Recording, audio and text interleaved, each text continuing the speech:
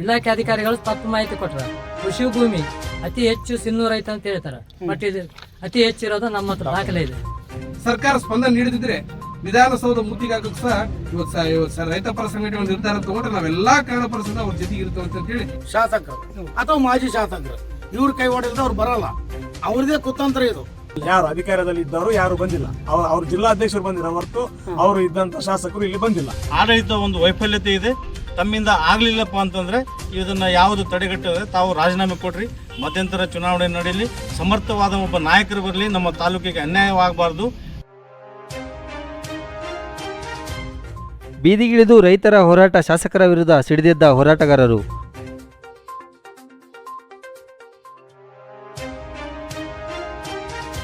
ಮಾಜಿ ಸೈನಿಕರು ಮತ್ತು ಹಲವು ಸಂಘಟನೆಗಳಿಂದ ಬೆಂಬಲ.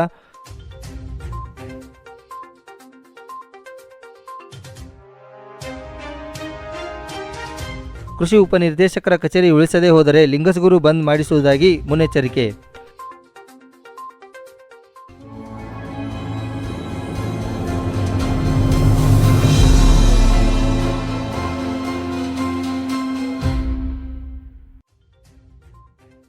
ಕನ್ನಡ ಟುಡೇ ನ್ಯೂಸ್ಗೆ ಸ್ವಾಗತ. ನಾನು ರಾಹುಲ್ ಸುಕ್ತೇಕರ್.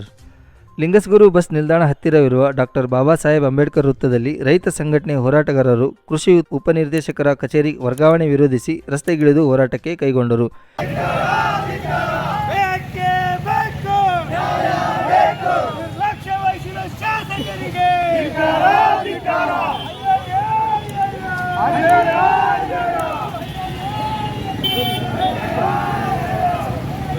ಈಗಾಗಲೇ ಹಲವು ಕಚೇರಿಗಳನ್ನು ಲಿಂಗಸಗೂರು ಕಳೆದುಕೊಂಡಿದೆ. ಈ ಕಚೇರಿಯು ಹೋದದ್ದೇ ಆದಲ್ಲಿ ನೇರವಾಗಿ ಶಾಸಕರೇ ಹೊಣೆಯಾಗುತ್ತಾರೆ. ನಿಮ್ಮ ಆಡಳಿತ ವೈಫಲ್ಯತೆಗೆ ಕ್ಷೇತ್ರವನ್ನು ಬಲಿ ಕೊಡದೆ ರಾಜೀನಾಮೆ ಕೊಟ್ಟುಬಿಡಿ ಎಂದು ಶಾಸಕರಿಗೆ ಒತ್ತಾಯಿಸಿದರು.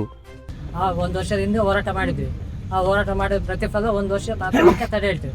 ಇಷ್ಟು ದಿನ ಗೊತ್ತಿದ್ರು ಸಹಿತ ಶಾಸಕರು ಸುಮ್ಮನೆ ಕೂತಾರೆ ಅಂದರೆ ಇದ್ರಾಗ ಅವ್ರದ್ದು ಒಂದು ಕೈವಾಡ ಇದೆ ಅಂತ ನಮ್ಮ ಮಾರ್ಕೆಟ್ ಕೈವಾಡ ಇದೆ ಅಂತ ನಮ್ದೊಂದು. ಅದಲ್ದೇ ಅದಾದ್ಮೇಲೆ ನಂತರ ಈ ಒಂದು ವರ್ಷ ಆದಮೇಲೆ 11/7/2025 ಇಷ್ಟೊಂದು ಆದೇಶ ಮಾಡಿದ್ವಿ.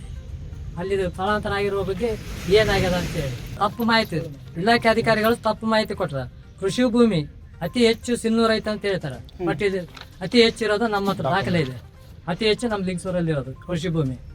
ಅದಲ್ಲದೆ ಈ ನೀರಾವರಿ ಪ್ರದೇಶನೂ ಹೆಚ್ಚೈತೆ ಅಂತ ಅಲ್ಲಿ ಕೊಟ್ಟರು, ಬಟ್ ನೀರಾವರಿ ಪ್ರದೇಶನೂ ನಮ್ಮದೇ ಜಾಸ್ತಿ ಇರೋದು.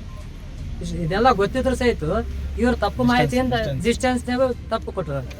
ಈ ರೀತಿ ಇದು ಸರ್ಕಾರಿ ಇಲಾಖೆಯವರೇ ಕೊಟ್ಟಿದ್ದ ಆದೇಶ. ಎಷ್ಟು ಲಿಂಗಸೂರು 57 ಕಿಲೋಮೀಟರ್, ಲಿಂಗಸೂರಿಂದ ರಾಯಚೂರು 97 ಕಿಲೋಮೀಟರ್.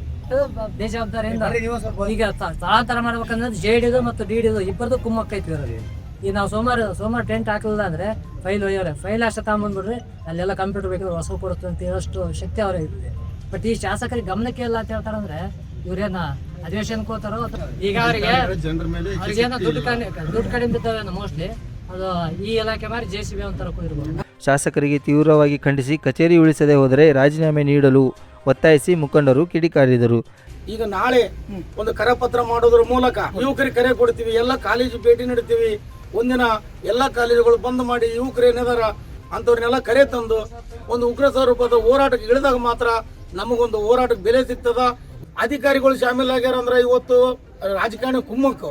ಇವತ್ತು ನಮ್ಮ ಸ್ಥಳೀಯ ಶಾಸಕರು ಇರ್ಬೋದು, ಇವತ್ತಿರ್ತಕ್ಕಂಥ ಸರ್ಕಾರದಲ್ಲಿರ್ತಕ್ಕಂಥ ಮಾಜಿ ಶಾಸಕರು ಇರ್ಬೋದು, ಎಲ್ಲರದು ಇದ್ರೊಳಗ ಕೈವಾಡ ಅದ. ಈ ಶಾಸಕರು ಅವ್ರ ಆಕ್ಷನ್ ಬರೋರವರೇ.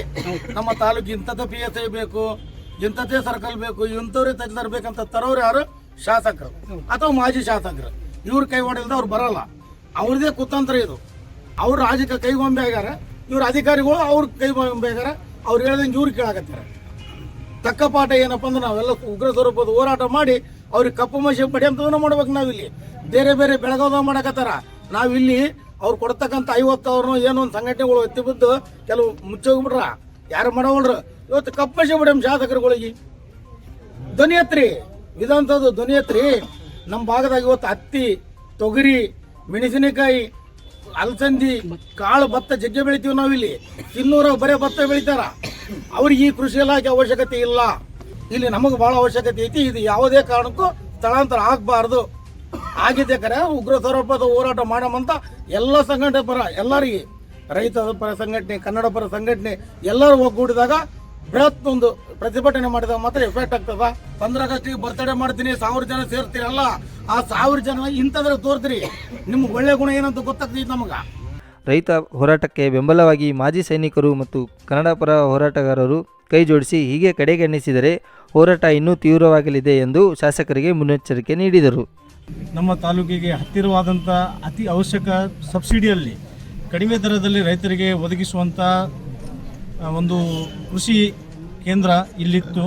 ಇದನ್ನು ಸ್ಥಳೀಯ ಶಾಸಕರು ಮತ್ತು ಜನಪ್ರತಿನಿಧಿಗಳ ಇಚ್ಛಾಶಕ್ತಿ ಕೊರತೆ, ಯಾವುದೇ ಒಂದು ರಾಜಕೀಯ ಕುಮ್ಮಕ್ಕು ಅಥವಾ ಶಾಸಕರಿಗೆ ಎಲ್ಲಿ ಭಯ ಇದೆಯೇನೋ, ನಾವು ವಿರೋಧ ಸರ್ಕಾರ ಇದೆ, ನಮ್ಮದು ವಿರೋಧ ಸ್ಥಾನದಲ್ಲಿದೆ, ವಿಪಕ್ಷದಲ್ಲಿ ನಾವೇನಾದರೂ ಸ್ವಲ್ಪ ರಾಂಗ್ ಸ್ಟೆಪ್ ಇಟ್ಟಿವಪ್ಪ ಅಂತಂದರೆ ನಮಗೆ ನಮ್ಮ ಹುಳುಕುಗಳು, ನಾವು ಇದುವರೆಗೇನು ಅನ್ಯಾಯ ಅಕ್ರಮಗಳನ್ನು ಮಾಡಿದ್ದೀವಿ, ಅದನ್ನು ಹೊರಗೆ ಎಳೆಯಬಹುದಂತ ಒಂದು ಭಯ ಇದೆ ಶಾಸಕರಿಗೆ.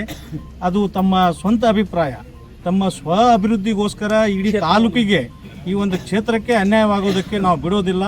ನಾವು ಸೈನಿಕರು, ಈ ದೇಶದ ಒಂದು ಈ ಮಣ್ಣಿನ ಋಣವನ್ನು ನಾವು ಇಷ್ಟು ದಿವಸ ಸೇವೆ ಮಾಡಿ ತೀರಿಸಿ ಬಂದಿದ್ದೇವೆ. ಈಗ ನಮ್ಮ ಮನೆಯಲ್ಲೇ ಒಂದು ಬೆಂಕಿ ಹಚ್ಚಿದೆ, ಆ ಬೆಂಕಿನ ನಾವು ಇಷ್ಟೊಂದು ಈಸಿಯಾಗಿ ನಾವು ಅದನ್ನು ಸುಡೋಕ್ಕೆ ಬಿಡೋದಿಲ್ಲ. ರೈತರು ಮತ್ತು ಸೈನಿಕರು ಎರಡೂ ದೇಶದ ಬೆನ್ನೆಲುಬು. ರೈತ ಇವತ್ತು ಒಂದು ವರ್ಷ ನಾವು ಏನು ಕೆಲಸ ಮಾಡಲ್ಲಪ್ಪ, ಕೃಷಿ ಚಟುವಟಿಕೆ ಮುಂದುವರಿಸ ಕೈ ಬಿಟ್ಟನಪ್ಪ ಅಂತಂದರೆ ಇಡೀ ರಾಜ್ಯ, ಇಡೀ ದೇಶನೇ ಒಂದು ಉಪವಾಸ ಇರಬೇಕಾಗತ್ತೆ. ಮಾನ್ಯ ಶಾಸಕರಲ್ಲಿ ತಮ್ಮ ಮಾಧ್ಯಮದ ಮೂಲಕ ನೇರವಾಗಿ ನಾನು ಹೇಳ್ತಾ ಇರೋದೇನಪ್ಪ ಅಂತಂದರೆ, ಬರೋ ಚಳಿಗಾಲದ ಅಧಿವೇಶನದಲ್ಲಿ ಆಲ್ರೆಡಿ 3 ಅಂಕು ಇಲ್ಲಿಂದ ಸ್ಥಾನಾಂತರಗೊಂಡಿದೆ. ಒಂದು KEB ಆಫೀಸು ಮತ್ತು ಇನ್ನೊಂದು RTO ಆಫೀಸು ಮತ್ತು 200 ಹಾಸಿಗೆ ಆಸ್ಪತ್ರೆ, ಜಿಲ್ಲಾ ಆಸ್ಪತ್ರೆ ಕೇಂದ್ರ ಇಲ್ಲಿ ಅದು ಶಾಂಕ್ಷನ್ ಆಗಿಲ್ಲ. ಬೇರೆ ಕಡೆ ಕೊಟ್ಟಾರಪ್ಪ, ಡೈರೆಕ್ಟ್ ಸಿಂಧನೂರು ಕೊಟ್ಟಿದ್ರೆ ನಮಗೆ ಯಾರಿಗೆ ಅದು ತೊಂದರೆ ಇಲ್ಲ. ಘೋಷಣೆ ಆಗಿ ಎಲ್ಲ ಸ್ಥಾನ ಎಲ್ಲ ಮ್ಯಾಪಿಂಗು ಎಲ್ಲ ಆದಮೇಲೆ ಇಲ್ಲಿಂದ ಸ್ಥಳಾಂತರಗೊಂಡಿದ್ದಪ್ಪ ಅಂದರೆ ಇದರ ನೇರ ಹೊಣೆಗಾರರು ಶಾಸಕರು.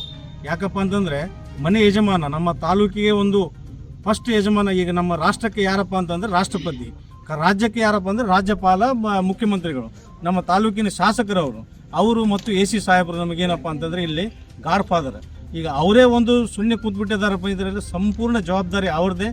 ಒಂದು ಆಡಳಿತ ಒಂದು ವೈಫಲ್ಯತೆ ಇದೆ, ತಮ್ಮಿಂದ ಆಗಲಿಲ್ಲಪ್ಪ ಅಂತಂದರೆ ಇದನ್ನು ಯಾವುದು ತಡೆಗಟ್ಟದೆ ತಾವು ರಾಜೀನಾಮೆ ಕೊಡ್ರಿ, ಮಧ್ಯಂತರ ಚುನಾವಣೆ ನಡೀಲಿ, ಸಮರ್ಥವಾದ ಒಬ್ಬ ನಾಯಕರು ಬರಲಿ, ನಮ್ಮ ತಾಲೂಕಿಗೆ ಅನ್ಯಾಯವಾಗಬಾರ್ದು. ಹೀಗೆ ಶಾಸಕರು ಮೌನ ವಹಿಸಿದಲ್ಲಿ ಹೋರಾಟ ರಾಜ್ಯ ಮಟ್ಟಕ್ಕೆ ಹೋದರೂ ಸರಿಯೇ ಈ ಹೋರಾಟ ಹಿಂಪಡೆಯಲು ಸಾಧ್ಯವಿಲ್ಲ. ಸದಾ ನಮ್ಮ ಬೆಂಬಲ ರೈತರಿಗೆ ಇರುತ್ತದೆ ಎಂದು ಬೆಂಬಲ ಸೂಚಿಸಿದರು. ಲಿಂಗಸೂರು ಅಭಿವೃದ್ಧಿ ಹೋರಾಟ ಸಮಿತಿ ವತಿಯಿಂದ ಕನ್ನಡ ಪರ ಸಂಘಟನೆಗಳು, ದಲಿತ ಪರ ಸಂಘಟನೆಗಳು ಮತ್ತು ಮಾಜಿ ಯೋಧರು ಮತ್ತು ಅನೇಕ ಸಂಘಟನೆಗಳ ಸಹಯೋಗದಲ್ಲಿ ಇವತ್ತು ಬಸ್ ಸ್ಟ್ಯಾಂಡ್ ವೃತ್ತದಲ್ಲಿ ಒಂದು ವಾಹನ ಸಂಚಾರವನ್ನು ತಡೆಗಟ್ಟಿ ಸರ್ಕಾರಕ್ಕೆ ಎಚ್ಚರ ಮಾಡುವಂತ ಕೆಲಸ ಇವತ್ತು ನಾವು ಮಾಡಿದ್ದೀವಿ. ಇವತ್ತು ಈ ಕೃಷಿ ನಿರ್ದೇಶಕ ಕಚೇರಿಯನ್ನು ಸಿಂಧನೂರಿಗೆ ಸ್ಥಳಾಂತರ ಮಾಡುವುದನ್ನು ನಾವು ತೀವ್ರವಾಗಿ ಖಂಡಿಸುತ್ತಿದ್ದೀವಿ. ಈಗಾಗಲೇ ನಮ್ಮ ಲಿಂಗಸೂರಿನಲ್ಲಿನ ಶಾಸಕರಿಗೆ, ಮಾಜಿ ಶಾಸಕರಿಗೆ, MLCಗಳಿಗೆ ಮತ್ತು ಸರ್ಕಾರಕ್ಕೆ ಈ ಮೂಲಕ ಒತ್ತಾಯ ಮಾಡೋದಿಷ್ಟೇ, ಇದು ಕೃಷಿ ಉಪನಿರ್ದೇಶಕ ಕಚೇರಿ ವರ್ಗಾವಣೆಯ ನಿಲುಗಡೆಯ ಈ ಹೋರಾಟ ಮೊದಲೇ ಅಂತ ಹೋರಾಟ ಆಗಿದೆ. ಈಗಾಗಲೇ ಶಾಸಕರು ಸಹ ನಾವು ಒತ್ತಾಯ ಮಾಡಿದ್ದೀವಿ, ಮಾಜಿ ಶಾಸಕ ಸಹ ಒತ್ತಾಯ ಮಾಡಿದ್ದೀವಿ, ಸರ್ಕಾರ ಸಹ ಒತ್ತಾಯ ಮಾಡಿದ್ದೀವಿ.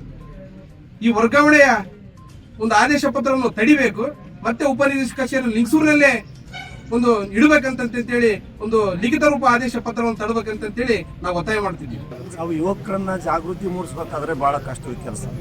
ಈ ಒಕ್ಕಲ್ತನ ಅಂತಂದ್ರೆ ಒಕ್ಕಲ್ತನ ಬೇಡಪ್ಪ ಅನ್ನೋಂಥ ಮಟ್ಟಕ್ಕೆ ತಂದು ನಿಂತ್ಕೊಂಡಿದ್ದಾರೆ. ಮಾಡದೇ ಇದ್ರು ಮಾಡೋರಿಗೆ ಬೆಂಬಲ ಕೊಡ್ಬೇಕಿತ್ತಂತಲ್ಲ. ಈಗ ಮಾಡೋರಿಗೆ ನಾವು ಬೆಂಬಲ ಕೊಡ್ತೀವಿ. ನಾವು ರೈತರ ಜೊತೆಗಿದ್ದೀವಿ, ರೈತರ ಪರ ಇದ್ದೀವಿ. ನಾವು ಯುವಕರನ್ನು ಕೂಡ ನಾವು ಇದುವರೆಗೂ ನಾವು ಏನು ಹೇಳ್ತೀವಿ ಅಂತಂದ್ರೆ, ಇದು ನೀವು ಬೇರೆ ಬೇರೆ ಭಾಷೆಗಳನ್ನೇ ಇಟ್ಕೊಂಡಿದ್ರಿ, ಅದು ಶಾಶ್ವತ ಅಲ್ಲ. ಈ ಕೃಷಿ ಶಾಶ್ವತ, ಇದು ಮನುಷ್ಯನಿಗೆ ಅನ್ನ ಶಾಶ್ವತ, ಅನ್ನ ಬೆಳೆಯೋ ರೈತ ಶಾಶ್ವತ. ಹಾಗಾಗಿ ಈ ರೈತ ಕುಟುಂಬ ಇಡೀ ಈ ಅನುಕೂಲ ಇರೋವರೆಗೂ ಈ ರೈತ ಕುಟುಂಬ ಇರ್ತದೆ. ಹಾಗಾಗಿ ನೀವೆಲ್ಲರೂ ಕೂಡ ರೈತ ಕುಲವನ್ನು ಒಳಗೊಂಡೇ ಇರಬೇಕು, ಬೇರೆ ಇರಬಾರ್ದು. ಯುವಕರು ಕೂಡ ಈ ಹೋರಾಟಕ್ಕೆ ಈ ಮುಂದೆ ಯುವಕರನ್ನ ನಾವು ಯಾವ ರೀತಿ ಕೂಡಿಸ್ಬೇಕು, ಅವ್ರಿಗೆ ಯಾವ ರೀತಿ ಜಾಗೃತಿ ಮಾಡಿಸ್ಬೇಕು, ಮತ್ತು ರೈತರು ಏನಿದ್ದಾರೆ ಆ ರೈತರನ್ನು ಕೂಡ ನಾವು ಯಾವ ರೀತಿ ಈ ಹೋರಾಟಕ್ಕೆ ಕರ್ಕೊಂಬರ್ಬೇಕು, ಅವ್ರು ಇದರಿಂದ ಸ್ಥಳಾಂತರ ಆದರೆ ಏನು ಸಮಸ್ಯೆಗಳಾಗುತ್ತೆ ಅನ್ನೋತಕ್ಕಂಥದ್ದನ್ನು ನಾವು ಮನ ಮುಟ್ಟುವಂತೆ ರೈತರಿಗೆ ಕೃಷಿಯಲ್ಲಿ ಬೆಳೆದಂಥ ರೈತರು ಏನು ಅವರ ಒಂದು ಅನ್ನವನ್ನು ತಿಂತಾ ಇದ್ರೆ ಅವ್ರ ಪರವಾದಂಥ ನೀವು ಕೆಲಸ ಮಾಡಿರಿ, ಆ ವಿರೋಧವಾಗಿ ಕೆಲಸವನ್ನು ಮಾಡಬೇಡ್ರಿ. ಈ ಏನಾದ್ರು ರಾಜಕಾರಣಿಗಳಿಗೆ ಅವರಿಗೆ ತಿಳುವಳಿಕೆ ಜ್ಞಾನ ಇಲ್ಲ ಅಂತಂದ್ರೆ ಅವ್ರಿಗೆ ತಿಳುವಳಿಕೆ ಕೊಡ್ತಕ್ಕಂಥ ಕೆಲಸ ಇವ್ರು ಮಾಡ್ಬೇಕು. ಯಾಕಂದ್ರೆ ರಾಜಕಾರಣಿಗಳಿಗೆ ಯಾರಿಗೂ ತಿಳುವಳಿಕೆ ಇರೋದಿಲ್ಲ. ಕೆಲಸ ಮಾಡಿಲ್ಲ ಅಂದ್ರೆ ಆ ರಾಜಕಾರಣಿಗೆ ಇದ್ರ ಬಗ್ಗೆ ತಿಳುವಳಿಕೆ ಇಲ್ಲ ಅಂತ ನನ್ನ ಅರ್ಥ. ಹಾಗಾಗಿ ನಾನು ಅಧಿಕಾರಿಗಳಿಗೆ ಹೇಳೋದೇನೆಂದ್ರೆ ಇಲ್ಲಿನ ರಾಜಕಾರಣಿಗಳಿಗೆ ತಿಳುವಳಿಕೆ ಕೊಡಿ. ನೀವು ಕೃಷಿ ಇಲಾಖೆ ಇಲ್ಲೇ ಇರಲಿ, ನೀವು ಬೇರೆ ತಾಲೂಕಿಗೆ ಬೇರೆ ಹೊಸ ಇಲಾಖೆಯನ್ನ ಕೊಡೋದಕ್ಕೆ ನೀವು ಸಪೋರ್ಟ್ ಮಾಡ್ರಿ. ಬೇರೆ ಇಲಾಖೆ ಕೊಡೋದಕ್ಕೆ, ಬೇರೆ ಕಡೆ ಹೊಸ ಇಲಾಖೆ ಕೊಡೋದಕ್ಕೆ ಸಪೋರ್ಟ್ ಮಾಡ್ರಿ ಅಂತ ಹೇಳೋದ್ರ ಮೂಲಕ ಈ ಅಧಿಕಾರಿಗಳು ಅವ್ರನ್ನ ಜ್ಞಾನೋದಯ ಮಾಡಬೇಕು ಅಂತೇಳಿ ನಾನು ಅವರಲ್ಲಿ ಕರೆ ಕೊಡ್ತೇನೆ.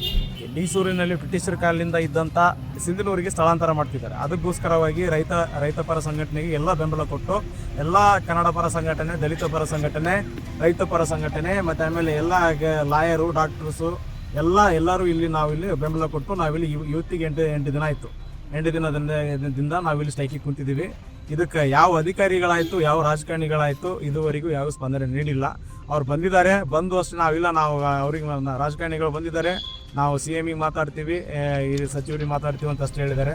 ನಮಗೆ ಅವರಷ್ಟೇ ನೀವು ಬರೀ ಮಾತಾಡ್ಕೊಂಡು ಲಾಸ್ಟ್ ಟೈಮ್ ಹಂಗೆ ಹೇಳಿದ್ರಿ, ಹಂಗೆ ನಿಮ್ಮ ಮಾತನ್ನು ಕೇಳಿಕೊಂಡು ನಾವು ಅದನ್ನು ನಮ್ಮ ಹೋರಾಟಗಳನ್ನು ಬಿಟ್ಟಿದ್ದಕ್ಕೆ ನಮಗೆ 200 ಬೆಡ್ಡಿನ ಆಸ್ಪತ್ರೆನ ನಮ್ಮ ಕೈ ತಪ್ಪೋಯ್ತು.